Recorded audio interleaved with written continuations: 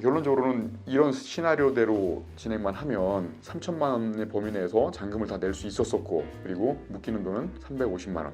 쉽지 않을 것 같다는 느낌이 좀 드네. 네. 내가 한번 나서볼까? 대표님께서 내가 한 10억 정도 이렇게 뭐 좀 자금을 마련을 해가지고 우리 사모포 진행하시는 분들, 어려운 분들한테 뭐 취급 수수료니 뭐니 아주 최소화시키고, 이율도 뭐 10% 정도로 해가지고 중금리로 해서 한 2달 정도 빌려주는 거, 그런 걸 내가 한번 해볼까?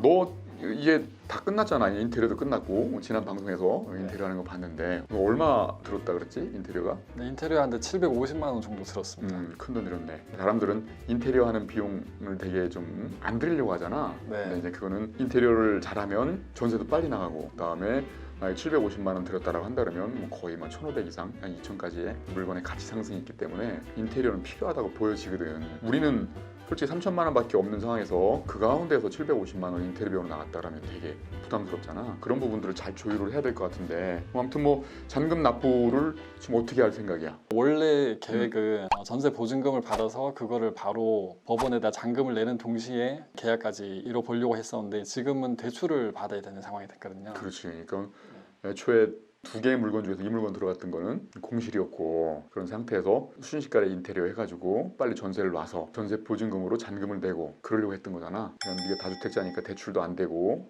어떻게든 비용을 최소화시켜 보려고 했는데, 왜 근데 이게 실패한 거지? 이 명도도 금방 끝났고 인테리어도 금방 끝났고 지금 임차인도 구했잖아. 두세 분 정도 연락이 왔었는데 다 상황이 다르셨어요. 입주를 당장 2일, 3일 만에 하실 수 있는 분들은 전세 보증금이 한 1억 1천만 원 정도, 1억 1,200만 원까지 줄 수 있다고 하셨고, 제가 계약을 한 분이랑은 1억 1,500만 원까지 보증금을 줄 수 있는데, 대신에 입주하는 시기에 5월 초로 미뤄지게 되더라고요. 잔금 납부일이 언제까지였지? 네, 잔금 납부는 4월 2일까지였습니다. 그렇게 되면은 하기가 어려웠겠구나. 그러니까는 잔금 납부를 못하게 되면 재경매가 들어가잖아. 재경매가 들어가면 뭐 입찰 보증을 몰수되는 게 아니라 나중에 재경매 들어가가지고 새로운 입찰일 사흘 전까지만 잔금을 내면 소유권을 그대로 취득할 수 있잖아. 그러면 재경매 들어갈 때까지만 내면 되는 거니까 그걸 한번 법원에 한번 확인 한번 해보지 그랬어. 말씀해주신 대로 제가 경매계에 전화드려서 대금 납부 기한이 4월 2일인데 좀 미뤄 주실 수 없냐고 여쭤봤는데, 계장님께서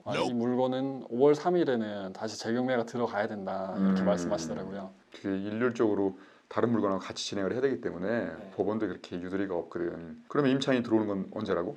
네, 임차인 5월 한 10일 넘어서. 그렇게 되면 한 10일 정도 시간차가 있었구나. 그러니까 어쩔 수 없이 일단 잔금을 내고, 대신에 이제 그 임차인 보증금 받아가지고 바로 대출을 갚든 뭐든 갚든 할 수는 있는 거니까, 시간이 오래 걸리지는 않은 거니까. 이런 이유 때문에 대출을 실행을 해야 되는 상태는 됐고요. 그러면 대출을 실행을 하게 됐으면 가능하면 적은 금액을 대출을 해가지고 이자라도 적게 내는 게 좋잖아요. 그래서 가능하면 이자를 어떻게 적게 낼지 또 고민을 한번 해봤습니다. 보증금, 그리고 또 인테리어 비용, 이렇게 들어가는 돈이 크게 이 두 가지 정도인데, 인테리어를 지금 한 상태인데 아직 인테리어 비용을 들이진 않았거든요. 그럼 인테리어 비용을 지금 들여버리면은 저희가 가지고 있는 돈이 더 줄어들기 때문에 대출을 실행을 더 많이 해야 되거든요. 이 표로 봤을 때는 한 7,400만 원 정도까지는 대출을 해야 됩니다. 그런데 인테리어 비용을 저희가 계약이 다 끝난 상태에서 보증금까지 다 받은 상태에서 드리겠다고 하면은 제가 나갈 돈이 좀 줄어들 수 있지 않습니까? 인테리어 업자가 허락을 해줄까? 예, 그래서 이 부분은 좀 협상이 필요한 것 같고요. 쭉쭉 보다 보니까 3천만 원으로 얼추 되네. 네, 맞습니다. 야, 대단하다 진짜. 인테리어까지 750만 원까지 들였는데도 불구하고 3천만 원으로 커버가 다 됐다는 거지. 네, 맞습니다. 커버가 되는 이유 중에 주된 거는 지금 7,400이든 아니면 뭐 6,400이든 대출을 받았다는 건데, 대출은 어떻게 받게 된 거야? 대출은 이제 P2P 업체를 통해서 대출은 알아봐 놨었고요. 그러니까 P2P 대출이 대부업체 끼고 하는 거잖아. 네. 굉장히 세지 않아? 그 이율도 세고. 어떻게 되지? 조건들이. 뭐 연이율은 한 12% 정도고. 11%. 그 정도면 해볼 만하네. 우리 한 달 정도 쓸 거면 월 1%? 그것만 내면 되는 거니까 네. 뭐 7천만 원 받으면 70만 원. 그 정도는 커버 되겠다. 그런데 뭐 중도 상환 수수료가 적게는 한 1%에서 많게는 한 5%까지 있더라고요. 그러니까 그 취급 수수료니 뭐 이런 게 있지. 이율만 12%라면 쓸만 하겠는데 취급 수수료, 중도 상환 수수료 이런 거가 대략적으로 4 내지 5%?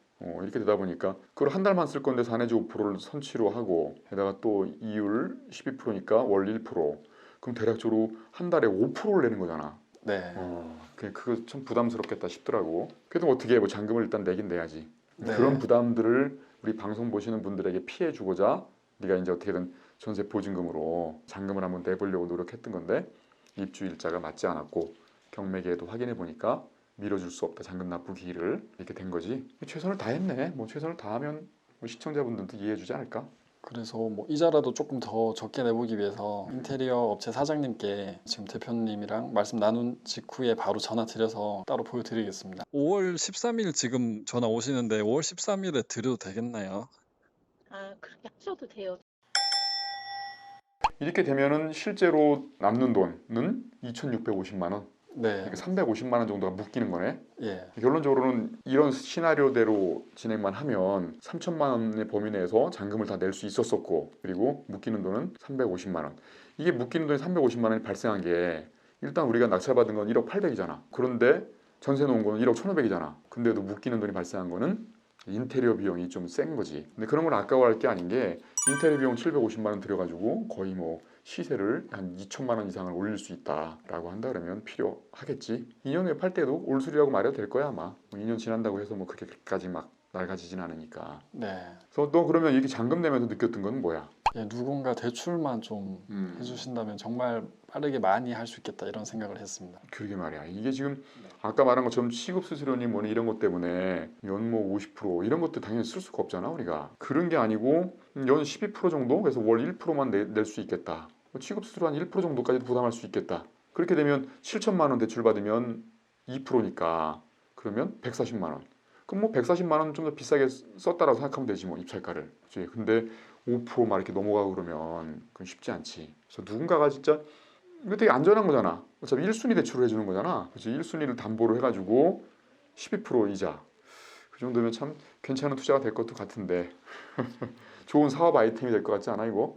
충분히 될 수 있을 것 그러니까 같습니다. 취급 수수료 1%에다가 그다음에 이자 1%까지 지급한다라고 하고 2달 정도 쓴다. 그렇게 되면 24% 이자를 받는 거잖아. 웬만한 주식 투자보다 나을 수도 있을 것 그 같습니다. 안정적인 거잖아, 그지? 주식은 불안하지만 그런 부분들을 고려해 보면 괜찮은 건데 과연 그렇게 하실 분이 계신가? 이렇게 우리 이제 행꿈사 카페가 있잖아. 네. 행꿈사의 취지가 뭐야? 행복한 부자를 꿈꾸는 사람들인 거잖아, 그지? 행복한 부자가 되고는 쉽고, 근데 대부분 다 종잣돈도 많지 않아가지고 3억 불 한번 시작해 보는데 여기서 이 대출에서 이렇게 막혀버리면 쉽지 않을 것 같다는 느낌이 좀 드네. 네. 내가 한번 나서 볼까? 대표님께서 내가 한 10억 정도 이렇게 뭐 좀 자금을 마련을 해가지고 우리 사모포 진행하시는 분 어려운 분들한테 뭐 취급 수수료니 뭐니 아주 최소화시키고 이율도 뭐 10% 정도로 해가지고 중금리로 해서 한 2달 정도 빌려주는 거 그런 걸 내가 한번 해볼까? 어차피 전세 나서 한 달, 2달 정도만 쓰면 다시 갚을 거 아니야? 그렇게 되면 그걸 다시 또 다른 사람이 또 빌려줄 수 있잖아. 내가 사실 뭐 10억 가지고 해피드림에서 보다시피 10억 굴리면 2년이면 100억도 만들어낼 수 있을 거잖아. 근데 그거를 여기다가 쓰면 기회비용이 너무 낮잖아. 근데도 우리의 취지는 힘들어하는 서민들이 뭔가를 했으면 좋겠다 이런 건데 여기 대출에서 막히게 되면 우리도 너도 이렇게 전문가가 뒷배로 있는데도 불구하고 힘들어하는데 일반인들이 어디 하겠어 이거. 그렇게 해주시기만 하면 정말 많은 분들이 도움 받을 수 있을 것 같습니다. 한번 해볼까?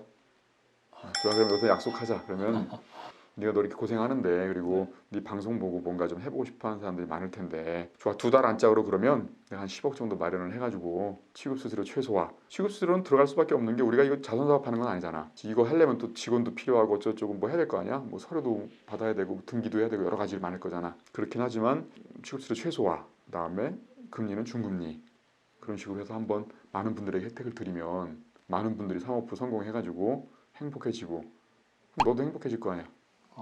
너 행복해지면 뭐 당연히 오너인 나도 행복해지지 않겠어? 이렇게 한번 해볼까? 부탁드려도 되겠습니다. 한번 해보자. 그러면 지금 뭐 잔금 납부 계획은 이렇게 정해진 거지? 예, 잔금은 4월 2일 전까지 납부를 해서 예. P2P 업체는 이제 알아본 거지? 네. 7,500까지 해가지고 뭐 2% 3% 취급수로 각오하고 연 1% 각오하고 이율은 그렇게 되는 거지? 맞습니다. 그래서 그럼 순식간에 빨리 갚아버려야겠네? 입주하시는 날이 5월 한 10일 조금 넘어서 해서 한 달 이상 쓰겠구나 그러면. 한 달 조금 넘을 것 같습니다.